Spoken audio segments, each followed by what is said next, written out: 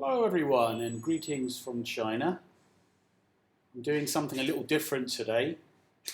Basically what I've done is I've selected a couple of photographs and I'm going to do a little talk on my thinking behind them and the story behind them, and hopefully give you some advice and just some tips that you might use in your photography. As you can see, I've chosen 7 photographs, so let's go straight to the first one. As you can see, there's a woman and her little kid walking in a tunnel. Now, I could see them heading towards the tunnel, and what I did, I had to really rush, because if I was too late, I would have totally missed the shot. So I got off my motorbike and ran down, and then by that time they're already, sort of a little bit into the tunnel. So the thing here, what you've got to do here is obviously, you want this part here, the exit, quite central. And then these are the subjects. Now, notice the woman's looking back. There's a reason for that. If she was looking forward, they're both looking forward, the picture would have been very different. And the question is, how do you get that eye contact with the subject? Well, you've got to make a noise. When I got there, I was coughing, and obviously you've got this tunnel and the sort of reverb and everything, and as soon as I coughed, after about the 3rd or 4th time, the woman looked back, and that's when I took the snap. So one thing, if you're going to take a photograph, try to get your eye contact with the subject. It will totally transforms the photograph.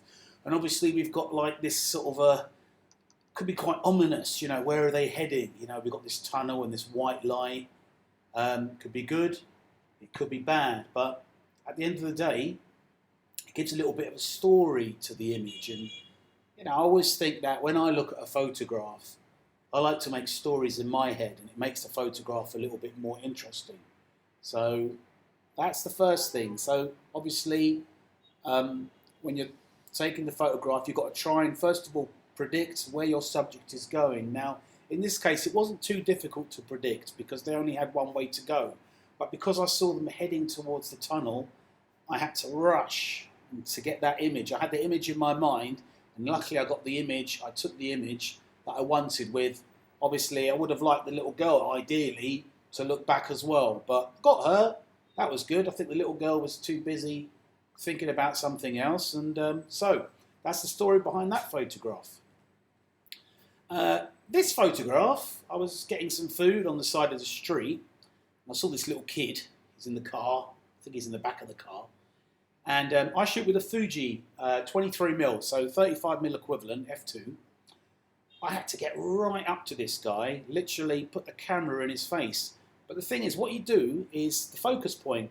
I manually adjust the focus point, so I move the focus point right to the right of the camera, and then I pointed it, but the camera's not pointing directly at him. It's pointing a little bit away from him. So, and what I'm doing as well is I've got him in my focus point, but I'm looking not at him. I'm looking towards beyond the car. So he's thinking, okay, some kids can get a little bit scared. Got this foreign person. Sometimes you're the first foreign person they've ever seen. They get a little bit scared. So one way is to use the focus point trick, where you've got the focus point all the way to the right, but the camera isn't pointing directly at them. And it also gives a little bit of extra context to the photograph. It's not all him. It's like you can see the car, and he's in the car and everything, and you can see the tree. So that's a really good technique to use, the focus point trick. So that's that story. This story, this photograph, I was riding down the road and I saw these guys constructing. I think it's a bridge. I'm not 100% sure. Not bad, but what I really noticed was what was behind the bridge, and that were these clouds, absolutely majestic, beautiful, stunning, almost, something not of this earth. And that's why I took this photograph. You've got this, obviously, this construction, you've got a story behind it. What are they building? You know, maybe they're building something to the heavens or whatever. And obviously the clouds give it context. So, you know, the clouds, they were, you know, the way they were forming and everything, and this image. I mean, you can see the image actually is quite dark with a little bit of just a few shadows and everything. But yeah, that's basically the story behind that one. This photograph was taken in, it was like a housing estate, and it was being demolished.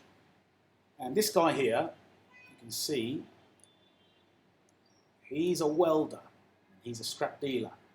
So obviously this guy with his mask and everything, he's interesting anyway. You know, it sort of reminds me of a sort of science fiction movie or something from Star Wars. What he's doing, you can see he's welding, and he's removing all there's railings here, probably made of steel. And the point of this photograph is that you want to try to get a different angle, try to get interesting angles. Now, with this photograph, I couldn't look at him because, you know, there was a balcony, and I couldn't like reach over, and I would, you know, probably fallen over because I don't think there was any railings. So I had to literally just point my camera outside and blindly shoot. So obviously, I spoke before about the focus point.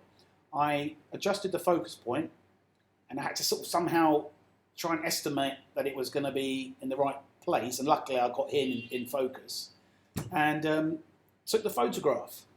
Now, I mean, split seconds later, something in my head said, quickly, bring your hands back in.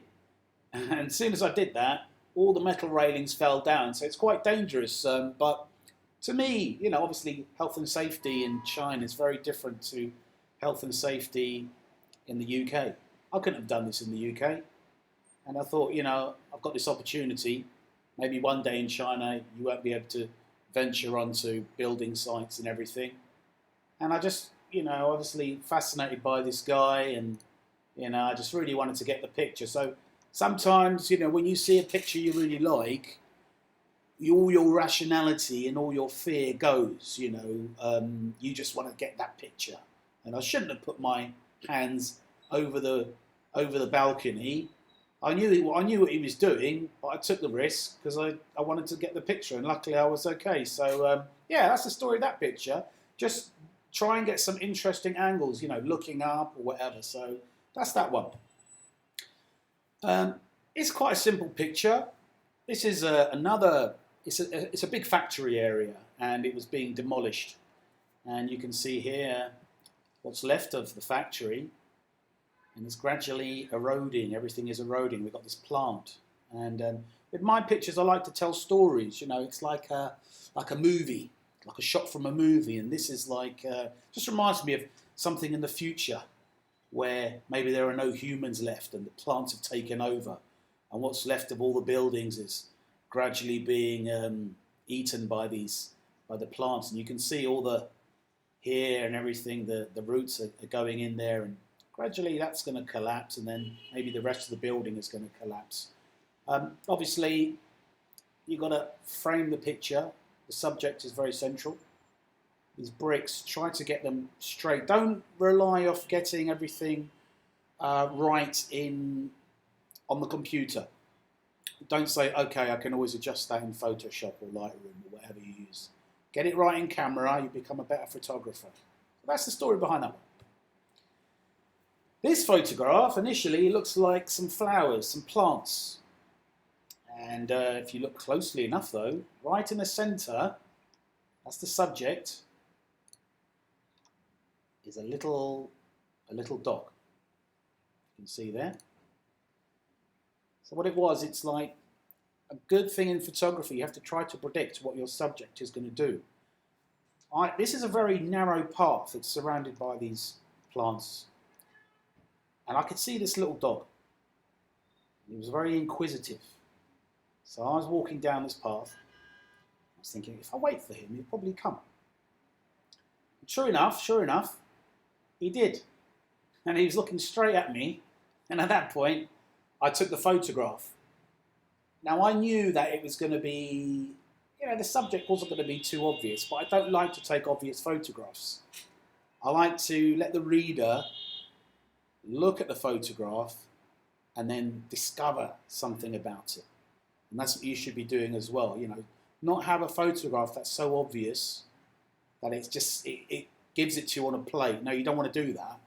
You want to have something, an image where there's a little something hidden or a little secret. And then when the viewer sees that, the picture means they have a connection with it. It means something a little bit extra, a little bit, they have a connection with the photograph. So that's what I tried to get here, little dog. The last photograph is this guy here, and he's got his ring, golden ring. Now, the lesson behind this photograph is compliment people. With this guy, I saw his ring. He looked quite interesting. You can see here, it's got quite a lot of contrast on this photograph. He's got these sort of sunglass type things, and I was like, oh, I really want to get this, take a picture of this guy. And I saw that he had this ring. And what you do, you compliment. You say, oh, I like your ring. Can I take a photograph? So obviously, I had a, shallow depth of field, and I got him to put his hand up, and I was focusing on the ring. And when you focus on the ring, not on the subject, they don't get so nervous. If I was saying, oh, can I take a picture of your face? He'd probably get a little bit uncomfortable and nervous. But because all my attention is focused on this ring, the attention's not on him. He's not feeling nervous. It's all on his ring. So obviously, you've complimented him. He wants to show his ring off. So he was very happy to let me take that picture. So that's the lesson behind that one. Compliment people. If you see somebody in the street with maybe an interesting hat or an interesting pair of shoes or whatever, compliment them, and it breaks the ice, and they're more willing to sort of pose for a photograph. So yeah, that's the final photograph.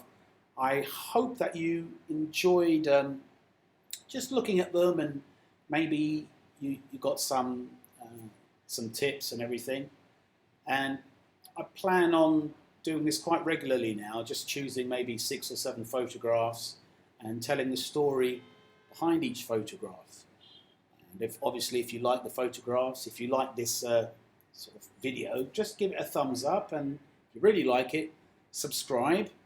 And yeah, I'll be putting some more in the future. So once again, thank you for watching. I'll see you soon.